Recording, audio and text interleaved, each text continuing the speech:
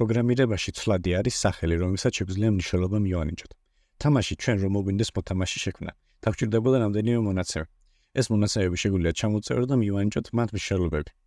მაგალითად, დაუშვათ ჩვენ გვჭირდება მოთამაშის სიცოცხლის მაჩვენებელი, მისი სიარულის ან სირბილის სისწრაფე, მისი სახელი და ცოცხალია თუ არა ეს მოთამაშე. თუ დააკვირდებით ამ ცვლადების თავებში უცნაური სიმბოლოები წერია, ამათ ახლა ვიახსნი რა არის. პროგრამირებაში ჩვენ გვაქვს ცვლადის 4 ძირითადი ტიპი. ესენია int, float, string და boolean. int ტიპის ცვლადებში შეგვიძლია მხოლოდ ჩავწეროთ მთელი რიცხვითი მნიშვნელობები. float ტიპის ცვლადებში შეგვიძლია ჩავწეროთ რაციონალური რიცხვები, 5.4, 5.5 და ასე შემდეგ. string-ში იწერება ტექსტური მონაცემები, ხოლო ყველა ტექსტური მონაცემი C# იწერება ბჭყალებში. ხოლო boolean ცვლადი განსაზღვრავს რაიმე ჭეშმარიტია თუ მცდარი. ახლა ეს ყველაფერი დასამახსოვრებელი არ არის. ჩემი მიზანია რომ ამ პირველ ვიდეოებში პროგრამირების ძირითად საკითხებზე იდეა მოგცეთ. ამ ყველაფერს მიისევ თავიდან გავილი Unity-ში, თუმცა ახლა კარგია რომ იდეურად იცოდეთ თუ რას ვაკეთებთ. ამიტომ ახლა კიდევ ერთხელ გადავხედოთ.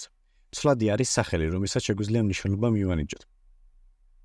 მის შესაქმნელად პირველ რიგში უნდა დავწეროთ ცვლადის ტიპი, მისი სახელი, ტოლობის ნიშანი, მისი მნიშვნელობა და ბოლოს წერტილმძიმე. წერტილმძიმეს იგივე ფუნქცია აქვს აქ, რაც წერტილს აქვს ნებისმიერ ენაში. წერტილმძიმე ჩვენს პროგრამას ეუბნება თუ როდის ვამთავრებთ წინადადების წერას.